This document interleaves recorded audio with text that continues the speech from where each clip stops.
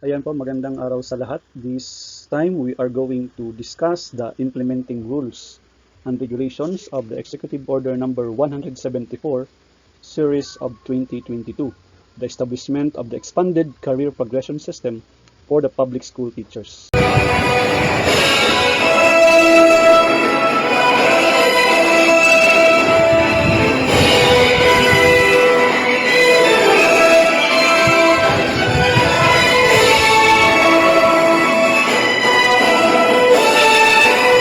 Welcome to the Learning and Development Channel, where you can learn, lead, and make a difference. So in section 1, the title, so the IRR of EO number 174 series of 2022 entitled Establishing the Expanded Career Progression System for the Public School Teachers. Section 2, the purposes and objectives. These implementing rules and regulations is being promulgated to further reinforce the policy of the state in promoting professional development and career advancement among public school teachers and defining the career lines of teachers within the public school system. It shall provide guidelines, rules and regulations, conditions and parameters for the establishment and implementation of the expanded career progression (ACP) system for public school teachers. So the scope and the coverage. These implementing rules and regulations shall include within its scope all public school teachers within the public basic education system in all levels from kindergarten to senior high schools and schools and community learning centers managed by the Department of Education or DepEd. So this covers now the senior high school. Alam naman natin na yung mga teacher to ng senior high school ay natitingga sila because they have been teacher 2 for the longest time, hindi pa sila nare-reclass. But because of this IRR, kasali na po dito ang kinder at ang hanggang sa senior high school, basta sila ay public school teachers at nasa public basic education system. Section 4, exclusions from the ECP, the expanded career progression system. The positions falling under the following shall be excluded. Hindi po sila kasama of the expanded career progression system. Sino po itong mga hindi kasama?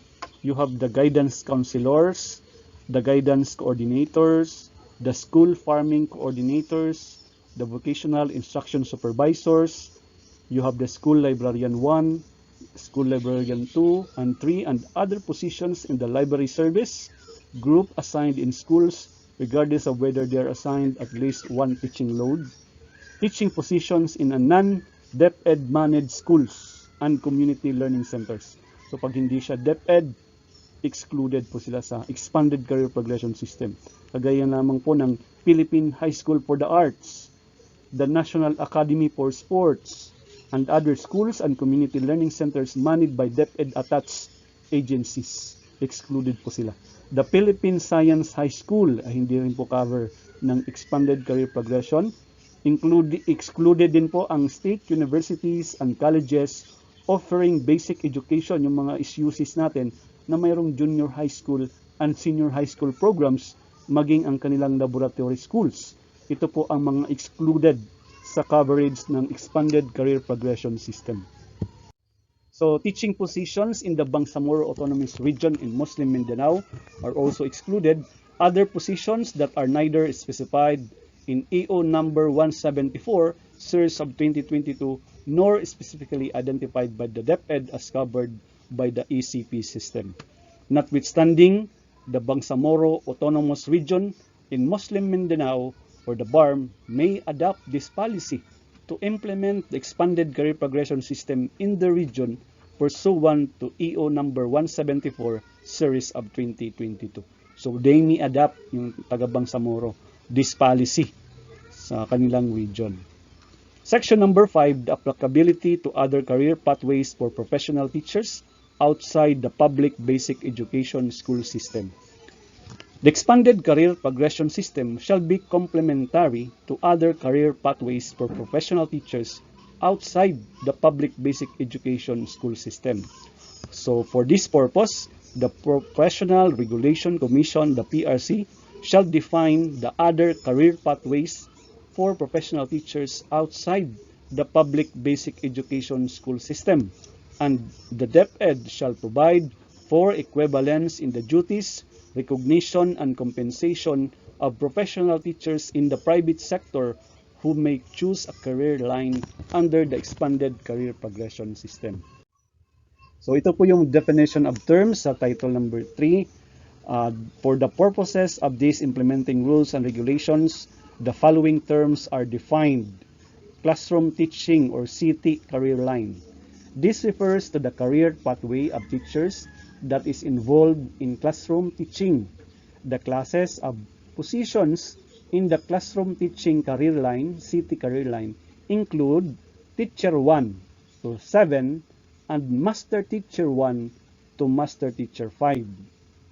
Letter B, the CPCS. This refers to the compensation and possession classification system established under RA number 6758, known as the Compensation and Position Classification Act of 1989 and existing laws. So we have also conversion.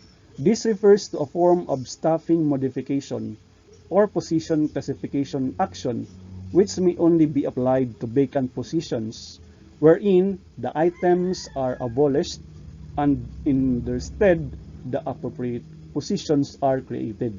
So ito ay nangyayari if vacant positions are abolished, kino-convert siya into another appropriate positions. So create ng bago.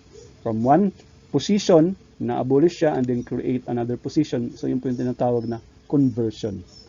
DepEd manages School and Community Learning Center. This refers to the School and Community Learning Center under the jurisdiction of DepEd Schools Division Offices. We have also the ECP. Its system refers to the Expanded Career Progression System for public school teachers established under Executive Order Number 174, Series of 2022. Master Teacher. This refers to the specialized teacher position that is expected to demonstrate the competencies defined under the PPST Career Stage 3 for the highly proficient and Career Stage 4, the distinguished, including instructional supervision and technical assistance to teachers. Upon entry to Master Teacher 1 position, the individual should be able to consistently display a high level of performance in the teaching practice, mentor and coach colleagues, and work collegially with other teachers and school personnel. We have also the natural vacancy. This refers to vacancy resulting from promotion, transfer, or any form of separation from service of an incumbent of a position, such as resignation, dropping from the rules, termination of service, expiration of appointment, retirement, or death. So ito po yung mga natural vacancy na nakrecreate sa mga item positions pag mayroong halimbawa, nag-retire, mayroong nag-resign, mayroong na-terminate, so nagkakaroon ng natural vacancy. PCCM refers to Position Classification and Compensation Manual, promulgated by the Department of Budget and Management as a comprehensive documentation of the policies, rules, regulations, procedures, and practices relative to the administration and maintenance of CPCS established under the RA 6758 and other existing laws, rules, and regulations. PCCS TPESS refers to the Position Classification and Compensation Scheme for teaching positions in the elementary and secondary schools, a component part of the PCCM and the CPCS established under RA number 6758 and other existing laws, rules, and regulations. We have also here PPSSH. It refers to the Philippine Professional Standards for School Heads adopted and implemented by DepEd, that is in relation to DepEd Order number 24, Series of 2020. PPST refers to the Philippine Professional Standards for Teachers adopted and implemented by DepEd as issued in DepEd Order number 42 series of 2017. Promotion generally refers to the upward advancement of a career employee from one position to another with an increase in the duties and responsibilities as authorized by law, and usually accompanied by an increase in salary in accordance with existing civil service laws. As used in this IRR, the term shall refer to the upward advancement of a DepEd employee to a higher position in the service. Public school teacher refers to a person qualified to practice teaching under the law and engage in the teaching of any subject, including technical, vocational, at the basic education level in all public basic education institutions managed by DepEd. So yan po ang ibig sabihin ng public school teacher, including na po dyan ang technical, vocational, at the basic education level. Qualification standards or QS refers to the minimum and basic requirements for positions in the government in terms of education, training, experience, eligibility, and other qualities needed to successfully perform the duties of the position. The qualification standards serves as the basic guide in the evaluation and selection of personnel for positions in the government. Reclassification.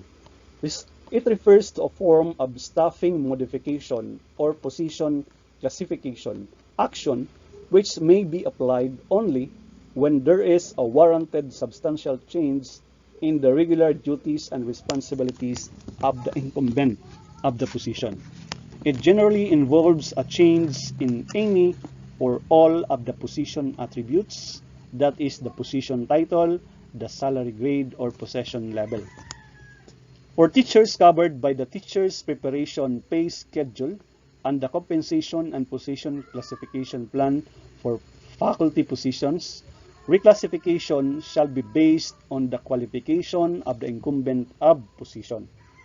Reclassification of positions shall apply only to filled regular positions in the national government covered by or following the classification position plan CPCS established under RA 6758 as amended.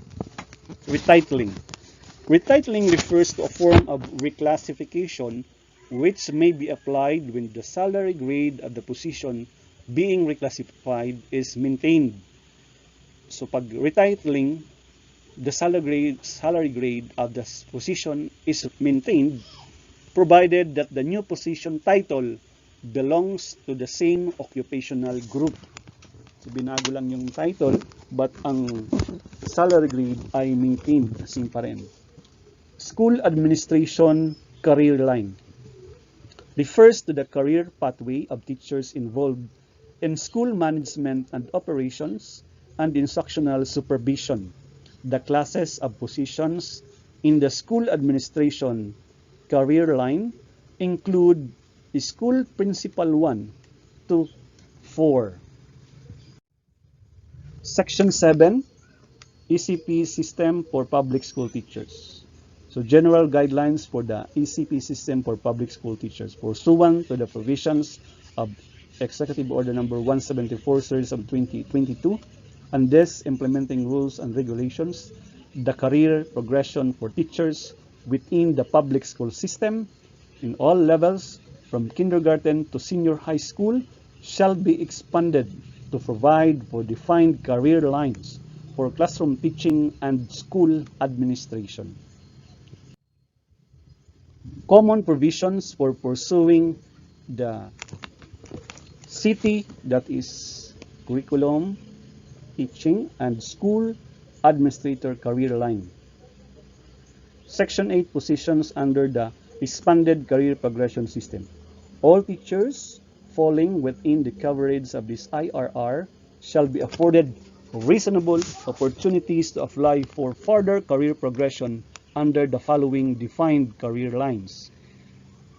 The CT career line shall be career pathway for teachers involved in classroom teaching. So classroom teaching, CT means classroom teaching.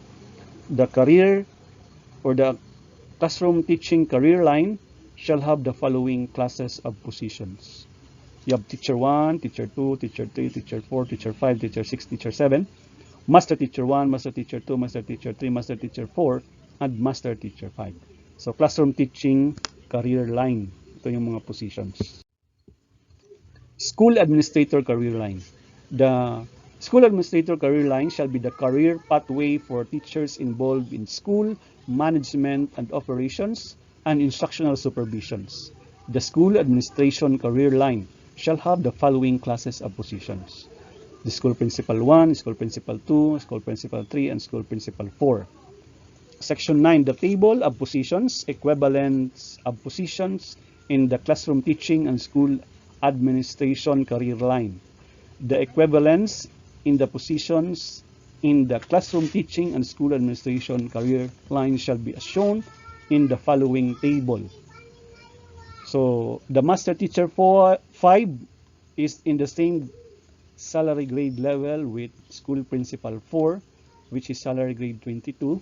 Master teacher 4 is in the same salary grade level with school principal 3, salary grade level 21. Salary grade 20 is the master teacher 3 and school principal 2. Salary grade level 19, the school principal 1 and the master teacher 2. Then the master teacher 1 will have a salary grade of 18. The teacher 7, salary grade 17. Teacher 6, salary grade 16. Teacher 5, salary grade 15. Teacher 4, salary grade 14. Teacher 3, salary grade 13. Teacher 2, salary grade 12. Teacher 1, salary grade 11. The salary grade and the rates as indicated in the table above shall be then updated, adjusted, or modified whenever necessary to reflect such current levels and rates as may be fixed by relevant laws and executive issuances. Section 10, advancing to Master Teacher 1. Teachers with the qualifications and proficiency level for the position of Master Teacher 1 may advance to Master Teacher 1 subject to necessary assessment and applicable staffing standards and deployment parameters for Master Teacher positions. In order to advance to the position of Master Teacher 1, the teacher must A. Met the Civil Service Commission approved QS qualification standards for the position and met the desired teaching proficiency level equivalent to Career Stage 3 highly proficient of the Philippine Professional Standards for Teachers. Section 11, choice of career line. Teachers holding the position of Master Teacher 1 may choose to pursue the classroom teaching or school administration career line pursuant to Title 4-.5 and Title 4.C of this IRR, subject to the appropriate qualifications and competency requirements, assessment, and applicable staffing standards and deployment parameters for master teacher and school principal positions. Both master teachers and school principals may be considered for promotion to the next higher positions in the service. So, ang master teacher ay Master Teacher 1, that's the time na siya ay pipili if she will remain in the classroom teaching line, career line, or sa school administration career line. So, ang pagpili ay nasa Master Teacher 1. How about sa switching of career lines? Switching between classroom teaching and school administration career lines shall be allowed, so provided that the individual possesses all the required qualifications and expected competencies of the position being applied for in the other career line, subject to the necessary assessment and applicable staffing standards and deployment parameters for master teacher and school principal positions. So, pwede na ang nasa school administration career line ay mag-switch doon sa classroom teaching career line, at ang classroom teaching career line naman ay pwede rin mag-switch dito sa school administration career line, provided that they follow the staffing standards and deployment parameters. Okay, Classroom Teaching Career Line, Section 13. Pursuing the Classroom Teaching Career Line. All qualified individuals desiring to pursue further career progression under the expanded career progression system as teachers involved in classroom teaching shall be afforded reasonable opportunities to apply for appropriate positions in the classroom teaching career line that are commensurate to their qualifications and proficiency level. So they should be afforded reasonable opportunities to apply. Very, very, very clear. Section 14, advancing to Master Teacher 2. Teachers holding the position of Master Teacher 1 may choose to pursue a promotion or reclassification to Master Teacher 2 subject to applicable staffing standards and deployment parameters for Master Teacher positions. In order to advance to the position of Master Teacher 2, the teacher must meet the appropriate qualification, eligibility, performance, and competency requirements and undergo the assessments in accordance with existing policies and guidelines, laws, rules, and regulations, and other issuances. So, pwedeng si Master Teacher 1 ma-promote sa Master Teacher 2 by promotion or by reclassification. Section 15, continuing upwards in the classroom teaching career line.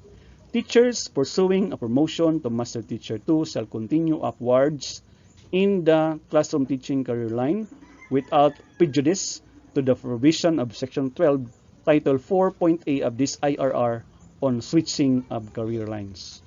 The hiring and promotion of teachers in the classroom teaching career line shall be in accordance with the appropriate qualification, eligibility, performance, and competency requirements, assessments, and applicable staffing standards and deployment parameters for master teacher positions as provided by existing policies and guidelines, laws, and regulations, and other issuances. Let's move to the school administration career line, section 16. Pursuing the school administration career line. All qualified individuals desiring to pursue further career progression under the expanded career progression system as teachers involved in school management and operations and in instructional supervision shall be afforded reasonable opportunities to apply for appropriate positions in the school administration career line that are commensurate to their qualifications and proficiency level. So there must be an afforded reasonable opportunities for them to apply. Section 17, advancing to school principal 1. Teachers holding the position of Master Teacher 1 who are aspiring for a career in the school administration may be promoted or reclassified within the school administration career line, subject to applicable staffing standards and deployment parameters for school principal positions. In order to advance to the position of school principal 1, the teacher must A. Met the Civil Service Commission approved qualification standards for the position. B. Met the desired proficiency level for school head as defined by the Philippine Professional Standards for School Heads or the PPSSH. And C. Have passed the DepEd administered school head assessment. So this is the national qualification or national qualifying examination for school heads or the INQUESH. Section 18, continuing upwards in the school administration career line. Teachers opting for school principal 1 shall continue upwards in the school administration career line without prejudice to the provision of Section 12, Title 4.A of this IRR on switching career lines.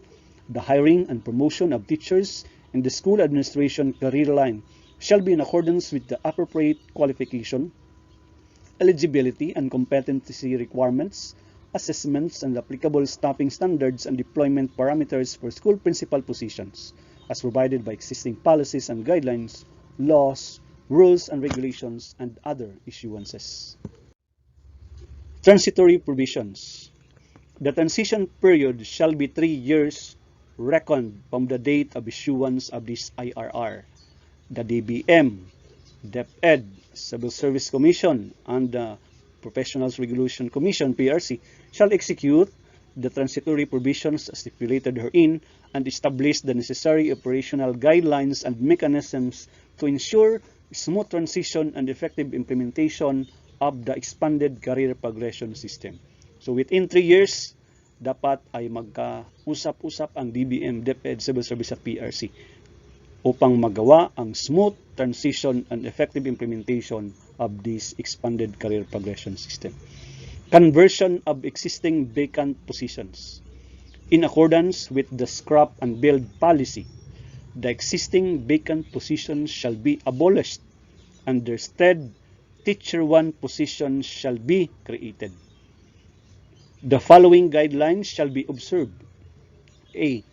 The existing vacant positions with titles that conform with the position titles in the expanded career progression system shall be converted to Teacher 1 positions after 1 year reckoned from the date of the issuance of this IRR. So after 1 year, yung mga vacant positions ay ika-convert na sa Teacher 1. DepEd shall employ all necessary means to fill up the unfilled positions within the 1 year period. So dapat ma-fill up ito, unfilled positions, within the 1 year period. Letter B, the existing vacant positions with titles that do not conform sa A, yung nagko-conform sa position titles ay gagawing Teacher 1. Iko-convert siya.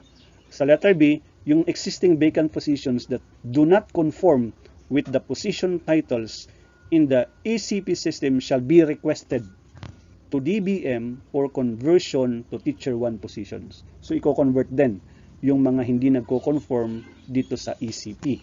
Iko-convert siya to Teacher 1 positions. Section 21, retitling of existing filled positions to positions in the expanded career progression system. Ito na yung mga field positions ngayon. The existing field positions with titles that do not conform to the position titles in the expanded career progression system shall be retitled to the positions of equivalent salary grades in the expanded career progression system as follows. So yung mayroong assistant school principal 3 ngayon, i-retitled ang kanyang position to school principal 2 or master teacher 3, salary grade level of 20. If you are an assistant school principal 2 or a head teacher 6, you will be retitled your current position to school principal 1 or master teacher 2 with the same salary grade level of 19. If you are an assistant school principal 1 or a head teacher 5 or a special education teacher 5, you will be retitled to master teacher 1 with salary grade of 18. If you are a head teacher 4 or a special education teacher 4, you will be retitled into teacher 7, salary grade 17. Head teacher 3 ka ngayon, or special education teacher 3, or special science teacher 2, you will be retitled to position teacher 6, salary grade 16. If you are a head teacher 2 or a special education teacher 2, you will be retitled to teacher 5 with salary grade of 15. If you are a head teacher 1 or special education teacher 1, you will be retitled to teacher 4 with salary grade of 14. And if you are a special science teacher 1, you will be retitled to teacher 3 with salary grade of 13. So ito na po yung mga bagong retitled positions. So babaguhin po yung inyong appointment with your retitled position. Section 22, promotion or reclassification of incumbents. Qualified individuals who at the time of the effectivity of these implementing rules and regulations are holding the current positions indicated in Section 21, Title 5 of this IRR may be promoted or reclassified to appropriate positions in the ECP system that are commensurate to their qualifications and proficiency level, subject to the necessary assessments and applicable staffing standards and deployment parameters based on existing policies and guidelines, laws, rules and regulations and other issuances. So pwede pa rin kayong ma-promote or ma-reclassify to appropriate positions na ang susundin na ang expanded career progression system ng mga positions. Section 23, Incumbent Assistant School Principal 3, Assistant School Principal 2, and Head Teacher 6. Qualified individuals who at the time of the effectivity of this IRR are holding the positions of Assistant School Principal 3, Assistant School Principal 2, and Head Teacher 6 shall be retitled to the appropriate positions in the ECP system as stipulated in Section 21, Title 5 of this IRR. The following guidelines shall be observed. A. Incumbents who met the required qualifications and competencies for school heads based on DepEd administered school head assessment shall be retitled to the equivalent school principal positions and shall be given the following options in terms of functions upon the concurrence of the incumbent. So if you are a assistant school principal 3, 2, and head teacher 6 na qualified ka naman and nakapasa ka na sa national qualifying examination for school heads, you are to be retitled to the equivalent school principal position with the following options in terms of functions. Number 1, perform their existing functions in the same school by virtue of designation. Kasi i-reclassify ka, you will be retitled to principal. If you are in the same school, dalawa na kayong principal. Ang mangyayari, you will be performing the same function but by virtue of designation. Number 2, perform the function of a school head designate.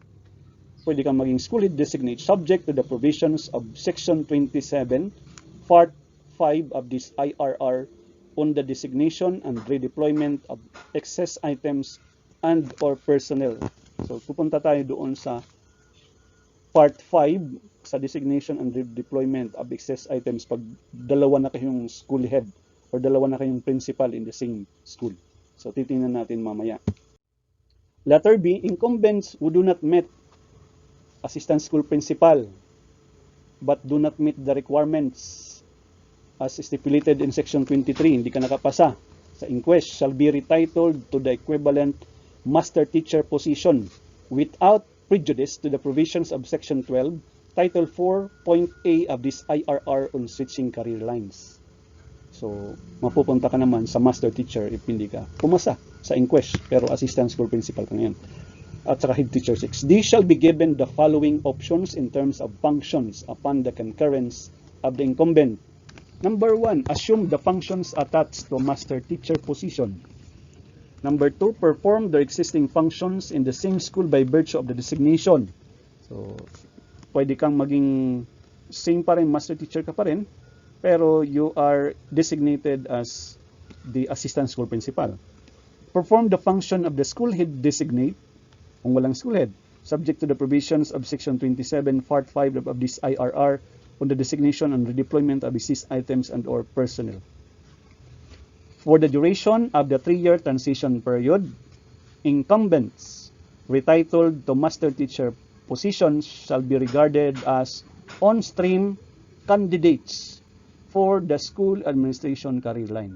So itong mga assistant school principal 3 and 2 at saka head teacher 6 na hindi pumasa at napunta sa master teacher positions ay tatawaging on-stream candidates for the school administration career line. As such, they shall be provided with professional development interventions to equip them with the necessary competencies to be full-fledged principals. So tutulungan kayo na bibigyan kayo ng interventions, shall be given priority.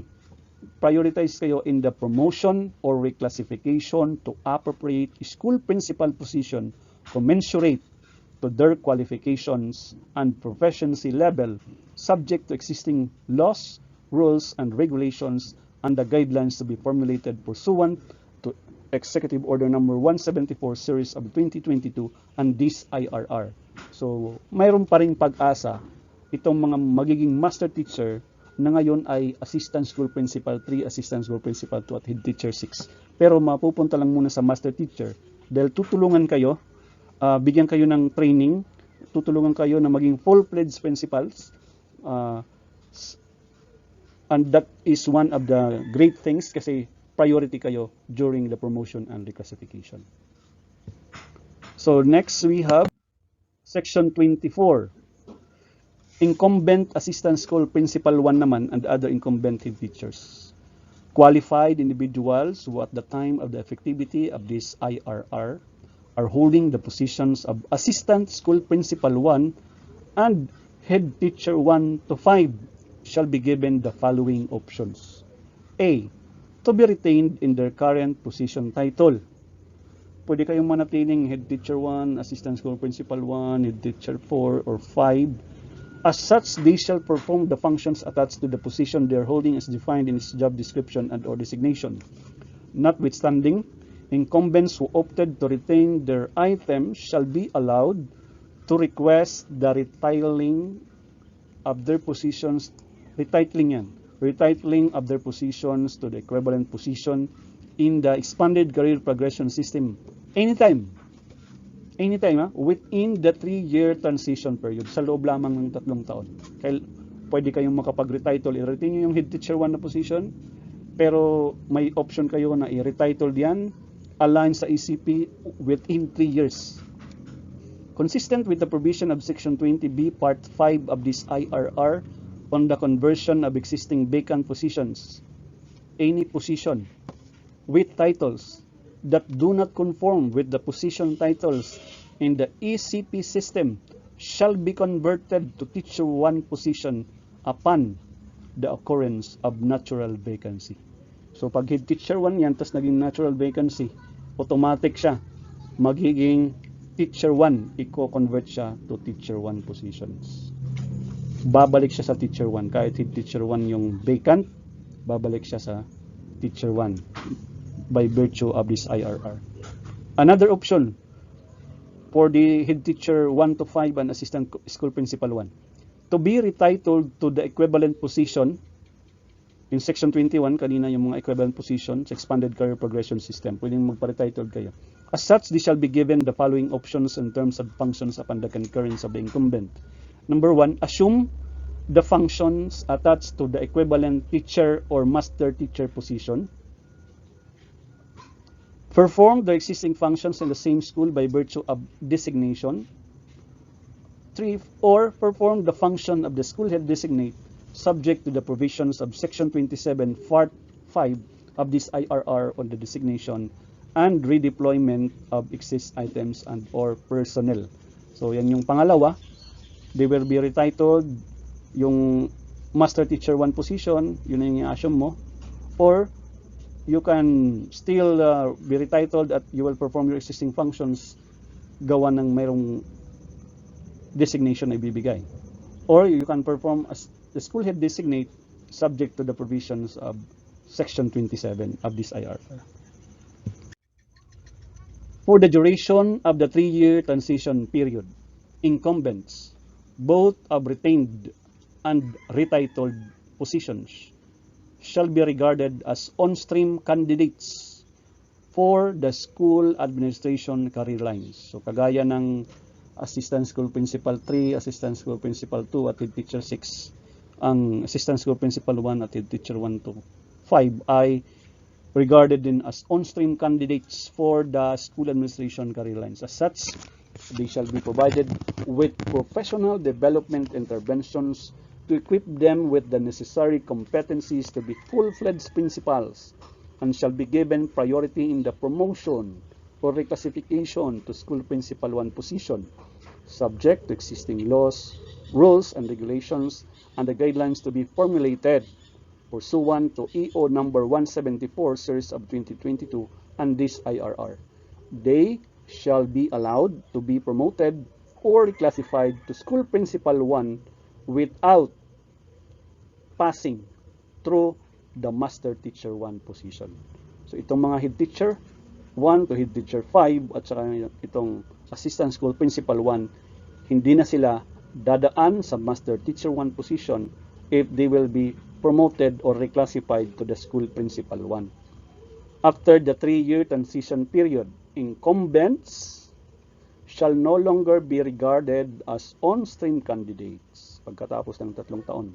As such, incumbents of retitled positions shall be promoted or reclassified in accordance with the provision under Title 4.A of this IRR on the common provisions for the classroom teaching and school administration career lines and the subsequent guidelines to be formulated pursuant to Executive Order Number 174, Series of 2022.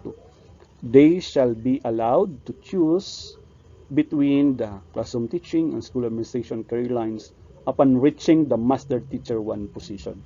So inaalaw lang muna within the transition period na 3 years, pagkatapos ng 3-year transition period, dadaan pa rin sa Master Teacher 1 position itong mga Head Teacher 1 to 5 at saka Assistant School Principal 1. On the other hand, if after the 3-year transition period, on-stream candidates who opted to retain their current position fail to advance in their career or request the retitling of their current positions with after 3 years, hindi siya nagpa-retain siya ng current position, hindi siya nag-advance, hindi siya nagpa-retitled to the equivalent position in the expanded career progression system, the position they are holding shall be tagged as coterminous to the incumbent. Coterminous na siya, which shall be converted to Teacher 1 position upon the occurrence of natural vacancy consistent with the provisions of Section 20B, Part 5 of this IRR on the conversion of existing vacant positions. So pag sinabing coterminous, hanggang sa pag-retire ni teacher, yan na lang ang position niya. Pag nag-retire na siya or nag-resign na siya, ang positions na yon, yung halimbawa, Head Teacher 1, hindi niya retitled, hindi siya nag-request ng retitlement to the equivalent positions in the ECP, magiging coterminous siya after 3 years. So hanggang sa pag-resign ni Head Teacher 1, yun pa rin yung magiging item niya. Pag nag-resign na siya at na-vacant na yung Head Teacher 1 na yun na position, yung Head Teacher 1 position na yun ay mababalik sa Teacher 1. Converted siya sa Teacher 1. So that it will follow now the expanded career progression, Teacher 1, 2, 3, 4, 5, 6, 7. So following na yung expanded career progression system. Ito yung section 25. Incumbent special education teachers and special science teachers. The positions of special education teachers, SPET, and special science teachers, SST, shall be retitled to the equivalent positions in the expanded career progression system and shall maintain the parenthetical titles as special education teachers and special science teachers. Incumbents of the said positions shall perform the same functions as attached to their positions. So, i-retitled siya sa ECP pero ang parenthetical title ay the same pa rin. Special education teachers at saka special science teachers. Section 26, other incumbents. Qualified individuals shall be allowed to apply for appropriate positions in expanded career progression system commensurate to their qualifications and proficiency level, provided that they meet the CSC approved qualification standards, performance requirements, expected competencies, and just other requirements and qualifications in accordance with applicable policies and guidance, laws, rules, and regulations, and other issuances. Section 27, designation and redeployment of excess items and or incumbents.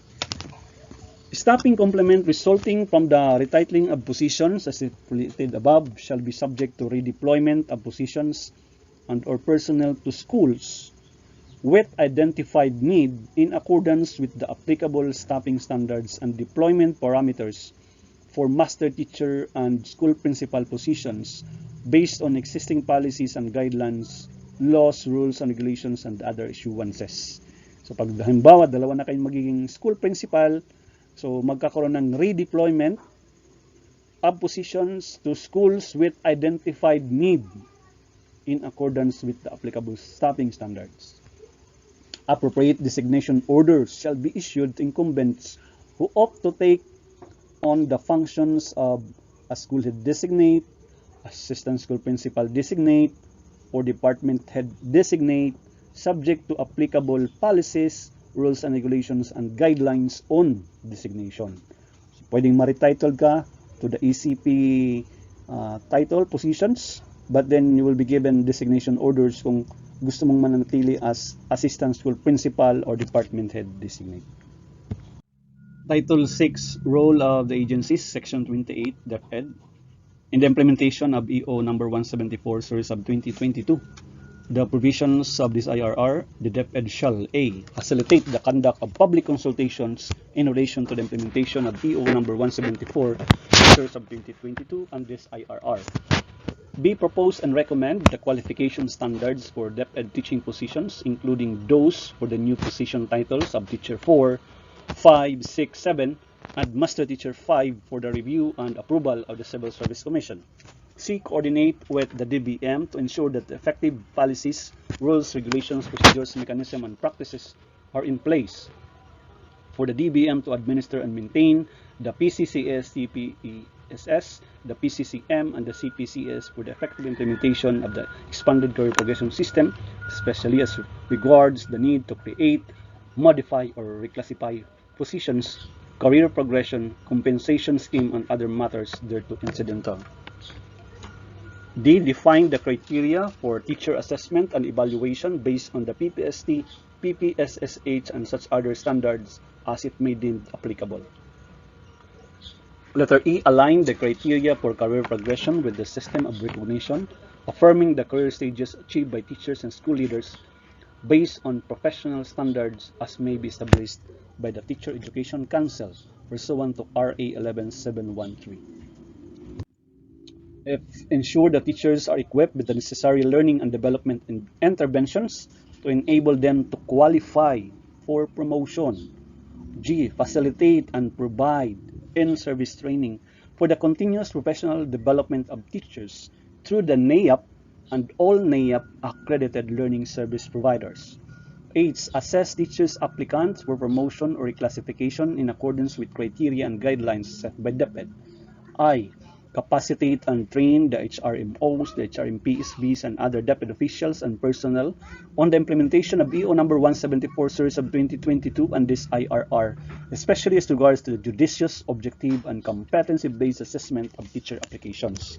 G. Develop and facilitate the implementation of a comprehensive communication and change management plan to ensure wide dissemination and smooth implementation of EO number 174 series of 2022 and this IRR. Establish a comprehensive electronic information system to facilitate the collection, storage, and updating of data on teacher qualifications and the processing of teacher applications.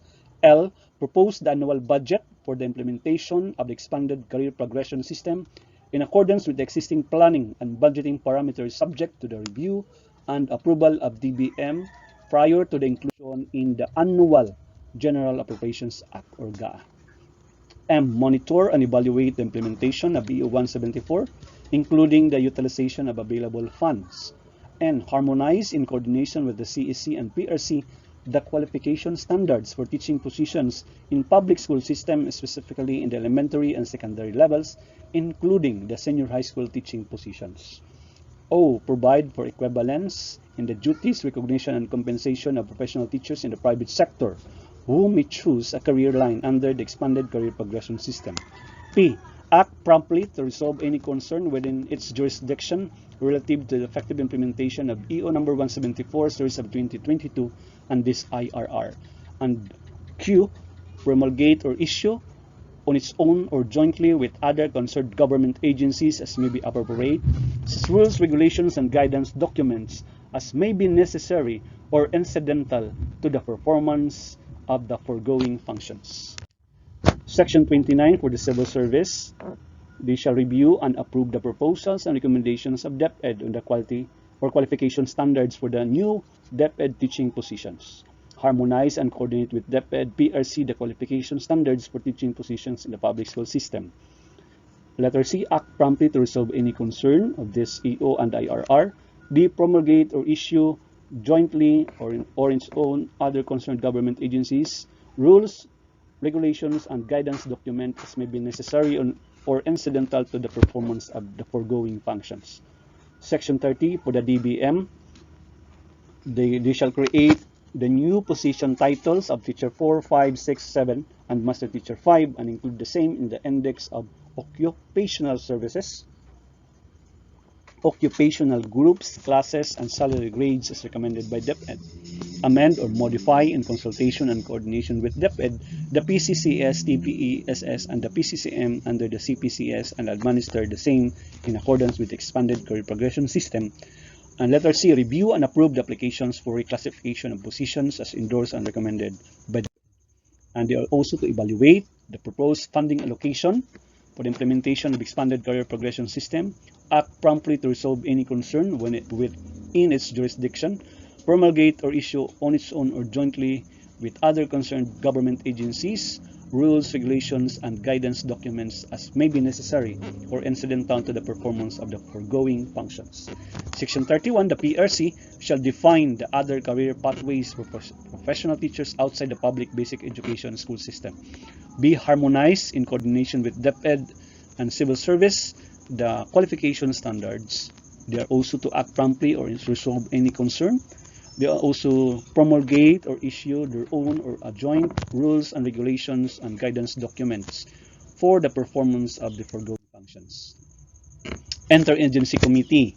So section 32 is stated that the DepEd, the DBM, the civil service, and PRC shall periodically review the provisions of this IRR and its implementation in order to ensure its responsiveness towards achieving the objectives of the EO 174 series of 2022. For this purpose, an interagency committee IAC is hereby constituted to be chaired by the USEC of Human Resource and Organizational Development of DepEd, BHROD USEC, and composed of representatives of DBM, Civil Service, PRC, to be designated by the respective heads of agency. The DepEd Bureau of Human Resource and Organizational Development shall serve as the Interagency Committee's Secretariat. Title 7, the final provisions. On the funding, for the first year of the implementation, the separate appropriations of the following objects of expenditure in the GAA shall be consolidated. A. Reclassification of positions. B. Lump sum for equivalent records form. And C. Lump sum for master teachers creation and reclassification. So all approved applications for reclassification to higher teaching and school principal positions received within the subject fiscal year shall be charged to the lump sum appropriations of the above objects of expenditures. So yung mga funding ay magmumula i-charge sa lump sum appropriations. For the subsequent years thereafter, the annual appropriations for the reclassification of positions shall be determined and proposed by DepEd in accordance with existing planning and budgeting parameters and guidelines, subject to the review and evaluation of the DBM for further inclusion in the General Appropriations Act. The annual appropriations for the reclassifications of positions shall be approved through the GAA without prejudice to the regular creation of teacher and school principal items based on the applicable planning and deployment parameters. Section 34, Construction and Interpretation. The provision of this IRR shall be liberally construed in order to promote and achieve the purposes and objectives of EO 174 series of 2022 and this IRR. If any provisions shall be declared unconstitutional or invalid, other sections or provisions not affected shall remain in full force and effect.